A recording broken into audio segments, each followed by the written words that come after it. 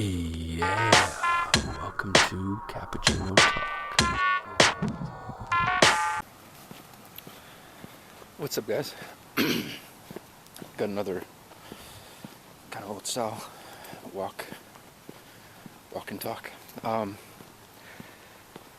think I'm going to start naming some things and categorizing things a little bit better. Because I just kind of have a bunch of random shit, and I need to also clarify that pretty much everything I do is just completely off the cuff, and including what I'm about to talk about. So I do want people to keep that in mind. It's completely off the cuff. I have no script. I literally thought about what I was going to talk about right before I left to go to Subway. I just ate Subway. Now I'm here. So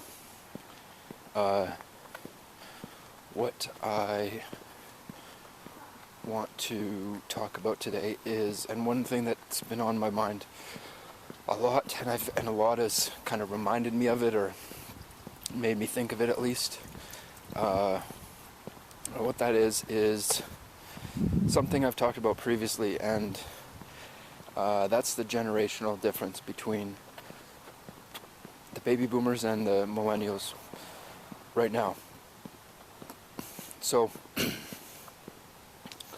the debate that I hear is between whether it's the people who are influencing the market, millennials are lazy or something, and we're influencing the market, and we're like, because we're lazy, there's less jobs, and like, that doesn't make any sense. So I don't think that is the case, because that doesn't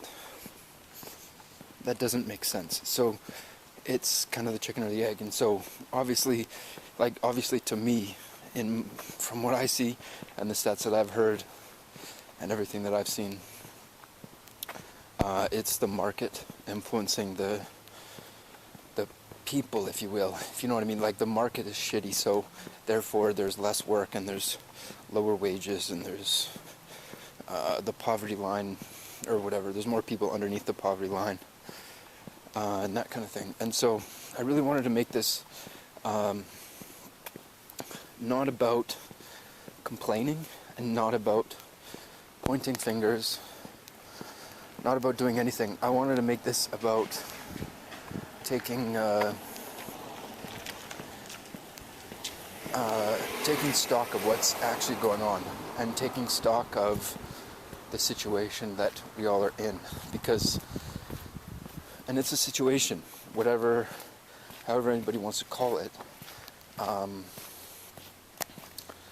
Markets are not supposed to deteriorate like they have, because populations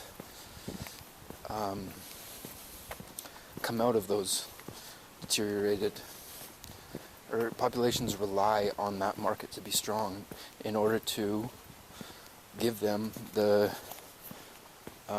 financial assistance that they need, or the opportunity to get that, right? The opportunity to work, the opportunity to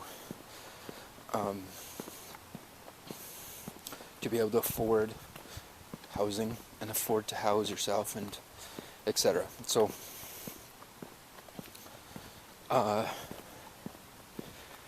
yeah, like that's the situation that I see, and from what I've learned about politics in the United States and politicians there, and I am unfairly blending Canada and the United States all into one, also generations all into one. I have to say, I'm mostly talking about North America as well as Canada, because I'm seeing the same thing over here. It's not like I listen to the news on the States and everybody's like, oh, we have no jobs, and then all my friends, or the people that I know here, are are like super wealthy, and we're all killing it. No. People here are. I live in Calgary, Canada. Another thing that has affected us here as well is the drop in oil price, which has cut so many cut so many jobs, and that bleeds through into everything else, because now those people who are not employed by the oil field, which literally so many fucking people have moved to Calgary strictly for the oil field because it paid so well. Like, you could just, with no experience, go and start earning like $70,000-$80,000 a year. No experience. It's like the work is the worst work you'll ever do, and you like physically won't be able to do it for very long because it's so demanding. Like, you know, like very few people actually are able to kind of do it over an extended period of time. From what I know, I never worked on the rigs. My dad worked on the rigs when he was young, which is cool. And there's an example, like my dad worked on the rigs for a couple years and just bought a house, you know. And I guess you could do that if you're like, if you're like kind of 20, 21. I'm not sure how that works. No, you can do it, because the housing, no, it's too expensive. There's a good example. So let's say you make 70 grand. Oh, well, I'm thinking of buying it straight out. If you do a mortgage, yeah, you might be able to do it, but it would be really hard transitioning from the rigs into anything else if you wanted to do that. Like, let's say you work at the rigs for a year or two, save up a down payment, get a mortgage on a house. Now you have that mortgage to pay, as well as all these bills. And let's say you get laid off the rigs. Now you have a mortgage, all these bills. And that's literally such an inflated, not an inflated, but it's not a realistic kind of market to be in, because you're just being paid so much more than anything else, any other jobs that are out there.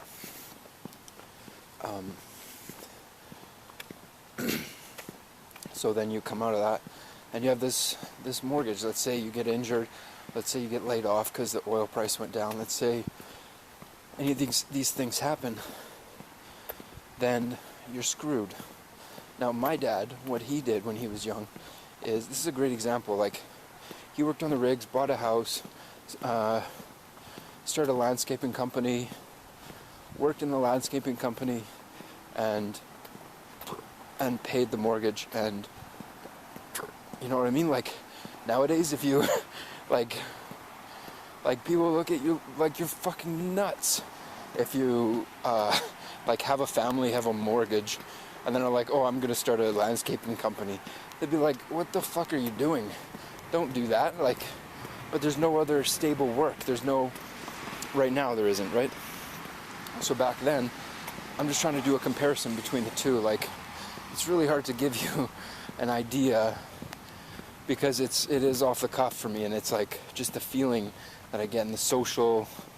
A lot of it is just like, you just know how people will react because of, you know, whatever. And so people will react weirdly if some guy just got a mortgage, got laid off, and he's like, oh, I'm starting a fucking landscaping company. And my dad did really well, and he ended up turning that into a general contracting company, and it was all good.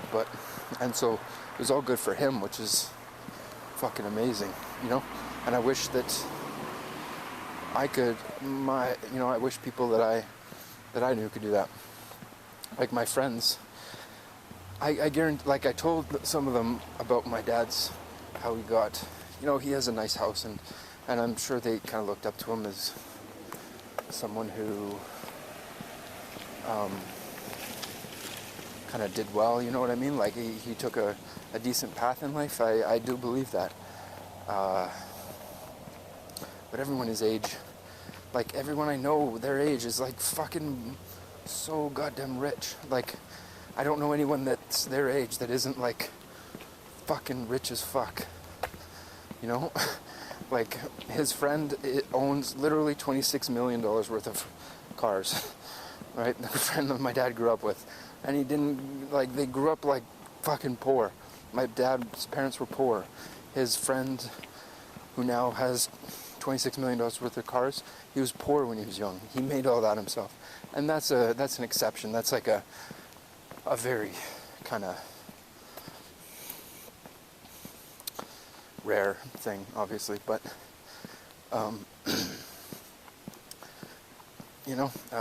it's a tough go. So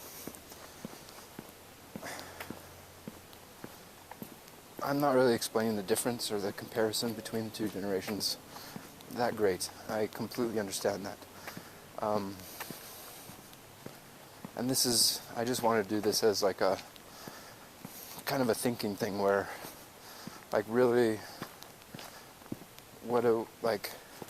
is it true? I'm kind of questioning myself, you know what I mean? I want to know for sure if what I'm saying is true. I would be really surprised if it wasn't, but what I'm hearing from people, I talked to some people about it, like people here and there, and they seem to very easily dismiss that idea.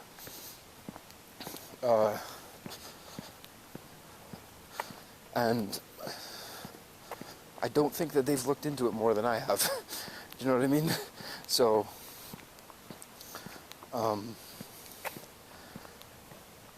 so that's a problem. Do you know what I mean?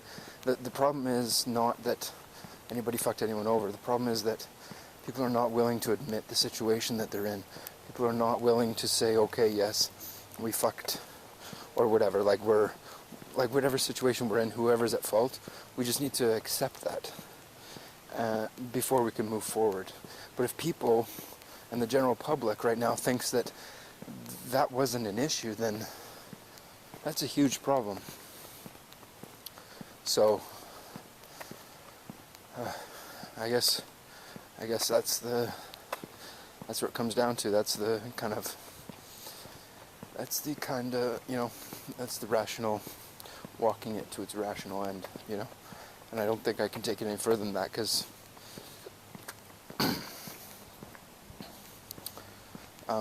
it's just interesting. So thanks for watching, guys. I'm almost back home. Fucking Subway was great. It's a nice night. It was raining a bit today, but I kind of like the air when it has just rained or when it's about to rain. It's a bit, because my city is super dry, so when that happens we get a little bit more humidity, which is what I'm probably noticing. So anyways, have a good night, guys. See ya. Yeah, thanks for listening to another episode of Cappuccino Talk.